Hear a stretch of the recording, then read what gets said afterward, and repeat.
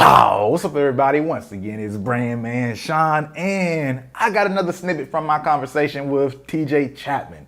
Now, who is TJ Chapman? He's B.O.B.'s manager, Tribeca's manager, guy super experienced. You gotta listen to this guy and his wisdom. In this video right here is something that is really a lot deeper than a lot of artists realize. And I swear, if you reprogram this about how you think about your marketing as an artist, you will find far more success, because this one thing, honestly, has the power to end an artist's career before they ever have a real shot. And it's funny to me how many artists feel like advertising is cheating. They want to be organic, and advertising isn't organic. Well, you know how crazy y'all sound, man. You think Apple says that when they drop a new damn iPhone? Yeah. Huh? Every brand. You think Atlantic says that with Cardi B? No, they put millions of dollars into the marketing to make sure they putting it in front of everybody. Yep. You know, but you have to put it in front of people so they can see it in the first place to make that decision whether or not they want to listen. Yep. And it just trips me out how they feel like it's cheating or it's not right. And man, that is business 101. At the end of the day, you have to figure out with your music how first off, you got to find a place for it to live. Mm-hmm. Number two, you got to figure out how you're going to give it life. And I can't tell you none of that for sure. I'm going to shoot at all these methods to try to find the right one. And if all of them work or whatever, that's the more the merrier. But I'm not limiting my odds, you know, in breaking this record. I'm going to try to expose it every way possible. I'm going to use all the methods that I told you to make sure I expose it to people till I find something to catch, and this record actually gets life. Yeah, it's weird that in the marketplace today there's this big pushback or desire to be organic, as if it makes things pure, right? And I don't, and organic and marketing don't necessarily go hand in hand. Because at the beginning it has to be artificial. I don't care if you didn't pay any money, but I asked you. The fact I asked you to listen to my song personally is me putting in some artificial effort to get you to listen.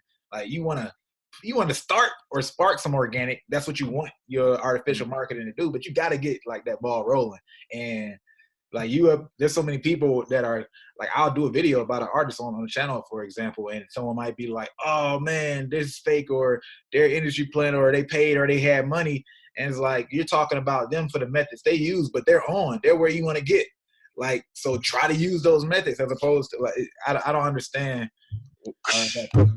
But they're killing themselves up for sure. All right, so you might have heard the point, you might get the point, but I have to expand on this conversation because honestly, I don't think artists understand the gravity of what this is rooted in. First and foremost, you have to consider that it's been marketed to artists for years, this whole idea of the starving artist. That used to be a real thing that signified purity. Artists actually took pride in being a starving artist. But do you know why artists were starving? Because the record labels were taking their money.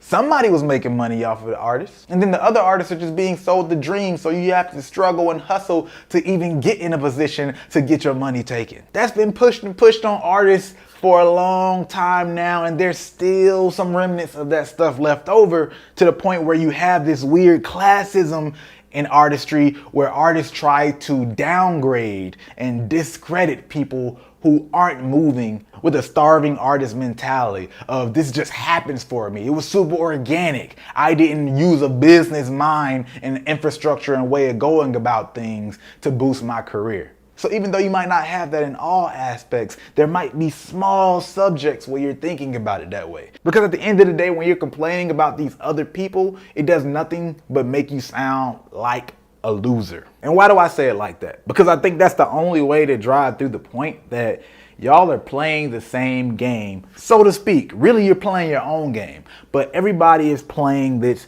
music game in the artist space, right? Well, if that's true, Just like any video game, there's people who have strengths and weaknesses, right? You might have 100 on power, but 50 on speed and something else on agility. Then you might have certain weapons. It's the same thing. Everybody has different advantages. You might have more time to spend or waste. There's certain things that people have and there's certain things other people don't.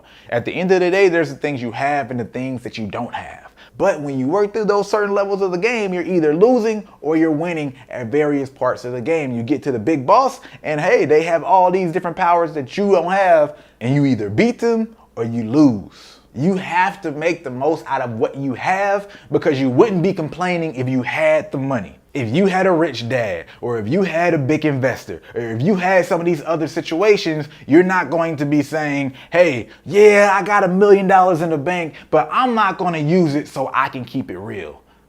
That's stupid. First of all, like, money does not guarantee success in the game. Connections do not even guarantee success in the game. So you're really playing yourself if you allow yourself to continue having that narrative out there. You're just allowing that to exist because it makes you feel better. Since I don't have that, then I can't get this. That's the only reason. They have that and I don't. But again, the truth is, that's not the only differentiator. It isn't, because there's so many rich parents or so many successful artists that have kids that are nowhere near as big as some of these other artists, right? How many artists are as big as Chris Brown, are as big as Drake, or as big as Chance the Rapper, are as big as Taylor Swift, Beyonce? Not to say that these people didn't have certain connections at certain points of their career, but for the most part, most of these people started outside of the industry and work their way up. But there's so many people with kids that are legends in the game that are not doing it big. No one wants to listen to their music. They have connections, but nobody cares about their money. They're still not going to the shows. A girl was just telling me the other day how she just went to this show of a girl who has 1.2 million followers on Instagram, and the person signed to a legend in the game. And I'm not even talking about old school legend. I'm talking about the legend still has high cultural impact today, but the girl didn't have like 50 people at her show. Stop looking at people and say, oh, of course they made it because they got a lot of money. The money does not guarantee the success, which brings me back to the fact this whole organic thing as well is something that you guys have to get your mind off of.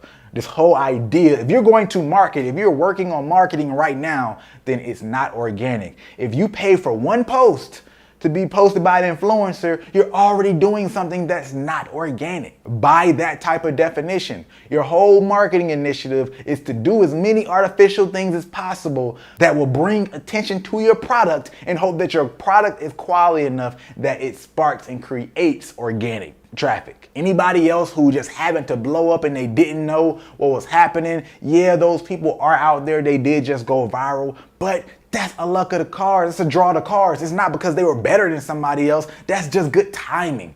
There's a lot of people who can sing well, rap well, all these things, but they didn't post it on the platform and didn't get seen by certain people, and it didn't go viral. And keep in mind, whenever a new platform ages, it will be harder and harder to be organic. If you're 5, 6, 7 years into Instagram and posting, there's not going to be that much organic growth and help because the platforms build their technology against it. They're different now. And that goes for any other platform. If you get on there early, yes, you might find some good organic growth, but the chances of that go down and down and down every single month a platform ages. That's just how it goes. I'm not going to get into all the particular reasons. I just need you guys to realize is there is no dishonor in building an audience from paid traffic. If this is a fan base, you have fans. That's all that matters. It's not smart just to be spending money and then people don't come into fans. That's why we talk about strategy and how to do things right. But if you get the end result, then great. Because there's a lot of people out there spending the money, way more money than you can even imagine, and still not getting the result. The link to my full interview with TJ's DJs will be in the description below.